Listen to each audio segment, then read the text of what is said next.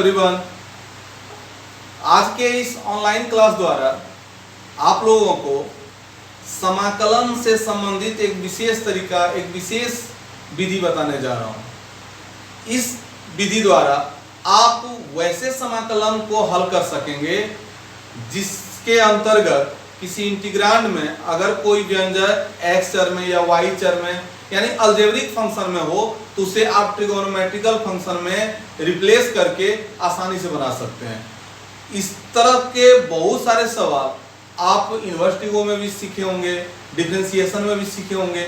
आज फिर आपको सीखने का मौका मिलेगा ताकि समाकलन से संबंधित सवालों को आप आसानी से बना सकते हैं।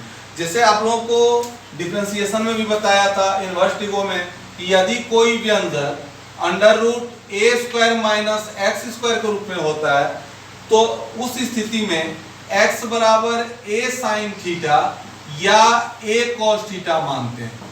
इस टाइप का आपने इनवर्स ट्रिगो में भी सीखे होंगे और डिफरेंशिएशन में भी सीखे होंगे।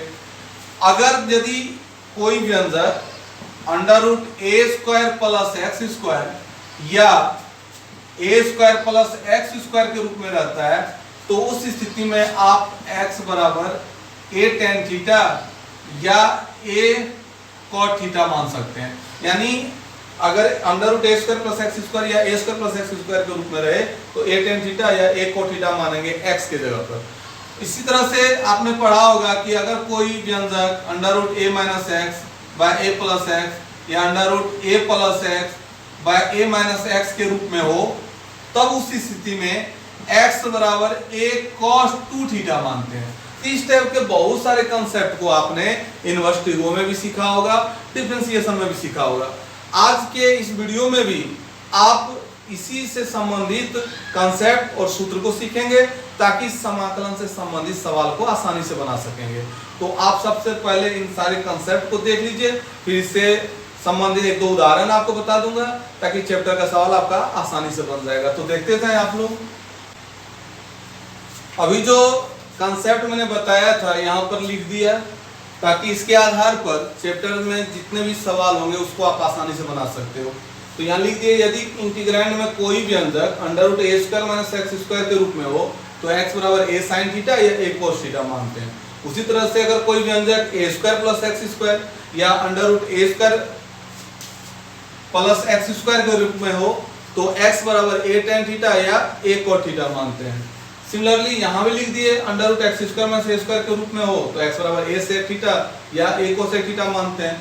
तो ये सारा व्यंजक आप याद कर लेंगे, आप आसानी से समझ लेंगे तो आप आराम से चैप्टर में जितने भी सवाल होगा उसको आसानी से बना सकते हो। तो यहाँ पर एक उदाहरण दे दिए, चैप्टर में ही था कि evaluate integral of dx by under root 1 minus x square. तो सबसे पहले सॉल्यूशन में लिख लेते हैं i बराबर integral of dx by under root 1 minus x square. तो देख रहे हैं यहाँ पर कि ये एक्स स्क्वायर है तो 1 को भी 1 स्क्वायर लिख सकते हैं। तो यहाँ लिखेंगे integral of dx by under root 1 square minus x square. तो आप देख रहे होंगे यहाँ पर a बराबर 1 है और x बराबर x है तो यानी a square minus x square के रूप में है। तो देख रहे हैं वहां लिखा हुआ है कि कोई व्यंजक अंडर रूट ए स्क्वायर माइनस एक्स स्क्वायर के रूप में हो तो x बराबर a साइन थीटा या a cos थीटा मानते हैं। तो a के जगह पर तो 1 है तो यहाँ मान सकते हैं, माना x बराबर 1 इंटू साइन थीटा। तो 1 तो छिपा हुआ रहता है गुना के रूप में तो केवल रखेंगे साइन थीटा। अगर यही 2 रहता है, यहाँ 2 स्क्वायर रहता है तो यहाँ 2 साइन थीटा मानते। अगर यहाँ 3 स्क्वायर रहता है तो 3 साइन थीटा मानते। चूंकि 1 था तो 1 इंटू साइन थीटा तो साइन थीटा ही होगा। तो यहाँ पर x बराबर साइन थीटा लिख लिए। अब x चर में था तो x चर में x के सापेक्ष आप लोगों को डिफरेंशिएट करना होगा। तो लिख सकते हो कि differentiate both side with respect to x। तो हो जाएगा dx बाय dx, इधर हो जाएगा d sine theta by dx। अब x का x के सापेक्ष में डिफरेंशिएशन 1 होता है तो यहाँ पर 1 लिख देंगे। यहाँ देख रहे हैं साइन थीटा और यहाँ पर x है तो साइन थीटा को पहले थीटा के रेस्पेक्ट में डिफरेंशिएट करेंगे चेन रूल के द्वारा। तो साइन थीटा को पहले थीटा के रेस्पेक्ट में करेंगे तो कॉस थीटा होगा, और फिर थीटा को एक्स के रेस्पेक्ट में करेंगे तो D theta bye D x होगा। यानी इस D sine theta by D x को आप लिख सकते हो D sine theta by D theta और फिर D theta bye D x. तो साइन थीटा का थीटा के रेस्पेक्ट में cos थीटा हो जाएगा और ये D theta bye D x यहाँ पर हो जाएगा। तो इस तरह से ये प्राप्त हुआ। अब dx से 1 को गुना कर देंगे तो dx हो जाएगा बराबर cos theta into d theta. तो dx का भी मान आ गया। अब हम लोग i में रखते हैं, नाउ i इक्वल टू, तो i का मान यहाँ पर दिया है, ये जो रख सकते हैं क्योंकि 1 स्क्वायर बराबर 1 ही होता है, तो लिख देंगे integral of dx by under root 1 minus x square. ये है। अब रखेंगे मान, तो dx का मान cos theta into d theta, और यहाँ under root 1 minus x square है, तो x हमने साइन थीटा माना, तो यहाँ एक्स स्क्वायर है तो साइन स्क्वायर थीटा रख सकते हैं। अब इसको यहाँ पर बना देते हैं, देखें ये बराबर हो जाएगा integral of cos theta into d theta by under root 1 minus sine square theta बराबर cos थीटा होता है। ये 10 से ही आप लोग पढ़े होंगे, under root 1 minus sine square theta बराबर cos थीटा। अब ये cos थीटा कट जाएगा तो केवल इंटीग्रल ऑफ डी थीटा। तो इंटीग्रल ऑफ dx के बारे में पढ़े थे, सूत्र होता है x, तो इंटीग्रल ऑफ डी थीटा है तो इसका थीटा हो जाएगा। अब यहाँ पर थीटा का मान आप रख सकते हैं, तो x बराबर जब साइन थीटा माने तो थीटा बराबर हो जाएगा, साइन इधर जाएगा तो साइन इनवर्स x हो जाएगा। तो थीटा का मान साइन इनवर्स x आया, तो यहाँ थीटा की जगह पर रख देंगे साइन इनवर्स x। चूंकि ये इनडेफिनिट इंटीग्रल है तो यहाँ पर प्लस c कर देंगे, इस तरह से रिजल्ट प्राप्त होगा। तो आप देख रहे हैं कि इस कंसेप्ट के आधार पर आप इसे आसानी से बना सकते हो। इसके अलावा भी एक आध और उदाहरण आपको बता देते हैं ताकि चैप्टर के जो भी सवाल हो वो आसानी से आपके बन जाएंगे। तो देखें अगला सवाल। अब दूसरे टाइप का सवाल हम लोग देखते हैं। इसमें दिया हुआ integral of dx by 9 plus x square. तो सबसे पहले लिख लेंगे i बराबर integral of dx by 9 plus x square.